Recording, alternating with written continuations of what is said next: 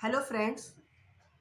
आज हम लोग प्राचीन भारत के इतिहास के अंतर्गत छठी शताब्दी ईसा पूर्व की धार्मिक क्रांति के बारे में अध्ययन करेंगे। तो फ्रेंड्स, जो ईसा पूर्व छठी शताब्दी है वो धार्मिक क्रांति की शताब्दी कहलाती है, क्योंकि इस काल में अनेक नवीन संप्रदायों का उदय हुआ और इन संप्रदायों ने अपने अपने ढंग से ईश्वर के अस्तित्व की व्याख्या की और निर्वाण या मोक्ष के मार्ग को प्रशस्त किया। किंतु प्रश्न यह है कि इस काल में भारत में धार्मिक क्रांति क्यों हुई या नवीन संप्रदायों का उदय क्यों हुआ।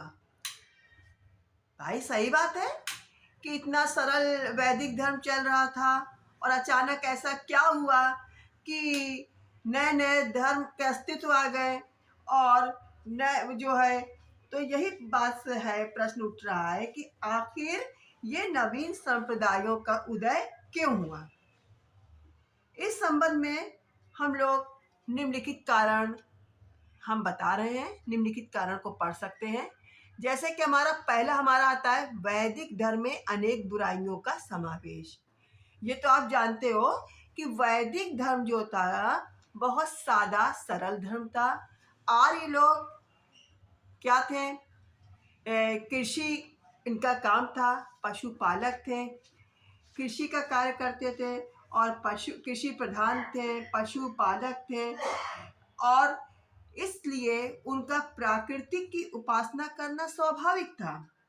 और जो आर्य लोग थे वो अनेक प्राकृतिक को देवी देवताओं की पूजा करते थे, जिसमें हमारा पृथ्वी है, सोम है, अग्नि है, इंद्र है, वायु है, मरुत और सूर्य की उपासना करते थे। लेकिन जैसे जैसे उत्तर वैदिक काल में हम आते गए तो धर्म का क्या बदलता गया? स्वरूप बदलता गया। अब इस धर्म में केवल कर्मकांड और औपचारिकताएं शेष रह गई थी। यही नहीं, इतने ज्यादा जटिल रीति रिवाज आ गए थे, कर्मकांड और आडंबर से इतना ज्यादा ये बढ़ गया था कि आम जनता को अब आध्यात्मिक शांति देने में अब ये बिल्कुल समर्थ नहीं था। ऐसी अवस्था में यह स्वाभाविक हो गया था कि जनता अब किसी सरल धर्म की खोज करने के लिए तैयार हो गई। भाई जब इतनी जटिलताएं बढ़ जाएंगी, इतना कर्मकांड बढ़ जाएगा तो जनता भाई दूसरे एक ऐसे धर्म की तलाश में थी कि धर्म सादा हो, जिसके जितने भी हम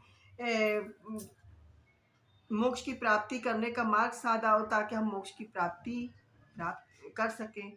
और जब वैदिक धर्म में इतनी बुराइयां आ गई तो ये बात तो है ही है कि क्रांति तो होगी ही कारण।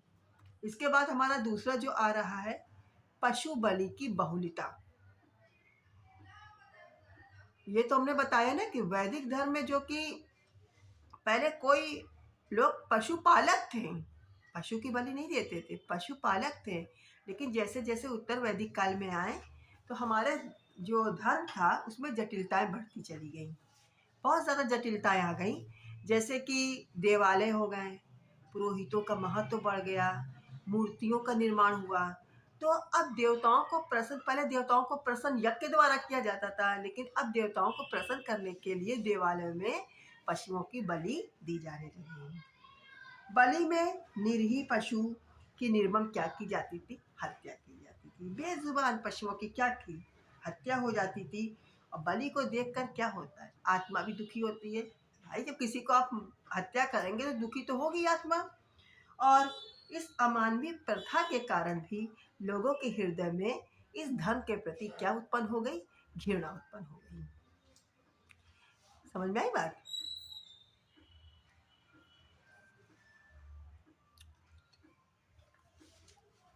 नंबर 3, आम जनता वैदिक धर्म के सूक्ष्म सिद्धांतों को समझने में क्या थी? असमर्थ थी। यानी कि जो वैदिक धर्म में निर्वाण प्राप्ति का माध्यम क्या था? ज्ञान था।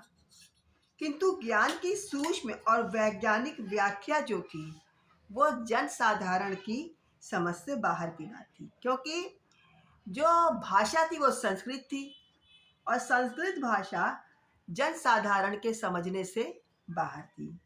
ऐसे में लोग ऐसे धर्म की खोज में थे जिनके सिद्धांत क्या हों, सरल हों और उन्हें सरलता से समझा जा सके और उन्हें सरलता से अपनाया जा सके। हमारा जो चौथा कारण है धार्मिक क्रांति का है वो ब्राह्मणों का प्रभुत्व। ब्राह्मणों का प्रभुत्व में जो है क्या कहते हैं कि वैदिक काल में जैसे जैसे वैदिक काल से हम उत्तर वैदिक काल में आते गए, ब्राह्मणों का और पुरोहितों का बहुत ज़्यादा प्रभाव बढ़ता गया और ये ब्राह्मण और पुरोहित अब राजनीतिक कार्यों में भी हस्तक्षेप करने लगे थे। शासक भी इनसे अछूते नहीं थे। बहुत से क्षत्रिय शासकों ने तो ब्राह्मणों के प्रभुत्व का विरोध किया, उनको चुनौती दी। इससे नए धर्म संप्रदायों को प्रशय और प्रोत्साहन मिलता गया। फिर हमारा अगला जो आ रहा है शूद्रों की दयनीय दशा। हम लोग ये देखते हैं कि ऋग्वैदिक काल का जो समाज था 4 वर्णों में बटा था। ब्राह्मण, क्षत्रिय, वैश्य और शूद्र, ये 4 वर्ण थे और ये चारों वर्णों में आपस में खान पान, विवाह वगैरह का सबका प्रचलन था। और ये लेकिन जैसे जैसे हम उत्तर वैदिक काल में आते गए, वर्ण व्यवस्था में जटिलता आ गई और अब क्या देखते हैं कि उत्तर वैदिक काल से शूद्रों की स्थिति बड़ी दयनीय हो गई।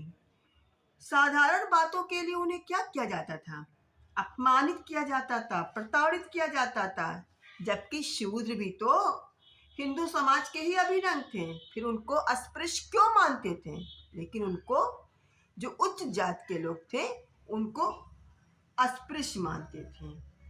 इससे क्या हुआ, शूद्रों में भी असंतोष उत्पन्न हो गया। भाई जब हिंदू धर्म के होते हुए उनके साथ इतना अमानवीय व्यवहार होगा तो असंतोष तो उत्पन्न ही होगा। और वे भी तत्कालीन वैदिक धर्म और ब्राह्मण धर्म के क्या बन गए, विरोधी बन गए। और वे भी ऐसे धर्म की आकांक्षा करने लगे कि उन्हें भी समाज में सम्मानित स्थान प्राप्त हो। और ऐसे वातावरण में उन्होंने नए धर्मों का हृदय से स्वागत किया। इसके बाद हमारा जो छठा पॉइंट आ रहा है उदार विचारों का उदय। इस काल में उदार विचार वाले व्यक्तियों का भी उदय हुआ और ये उदार विचार वाले जो विद्वान थे या व्यक्ति थे, ये लोग पशु बलि, खर्चीले कर्मकांड, अंधविश्वास, ब्राह्मणों के प्रभुत्व और शूद्रों के प्रति जो अमानवीय व्यवहार हो रहा था उसके ये विरोधी थे। और ये लोग भी धर्म और समाज के क्षेत्र में सुधार लाना चाहते थे। अतः इस प्रबुद्ध और उदार विचार वाले लोगों ने वैदिक धर्म के क्या बन गए, विरोधी बन गए और उन्होंने नवीन संप्रदायों का स्वागत किया। तो उपयुक्त यही कारण थे जो कि ये नवीन धर्म संप्रदायों के उदय और विकास के यही कारण थे। और इसलिए और यह भी हम बता रहे हैं कि 6वीं शताब्दी ईसा पूर्व में 300 से अधिक नए धर्मों का उदय हुआ था।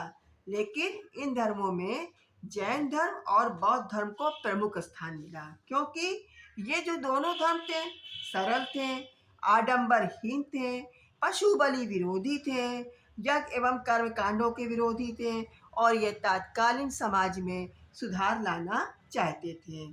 और इन दोनों धर्मों ने निर्वाण या मोक्ष की जो सरल विधि जनसाधारण के सामने रखी और निर्वाण का मार्ग सबके लिए खोल दिया। यानी कोई ये नहीं कि एक वर्ण के लिए, सब वर्ण के लिए इन्होंने निर्वाण का मार्ग खोल दिया।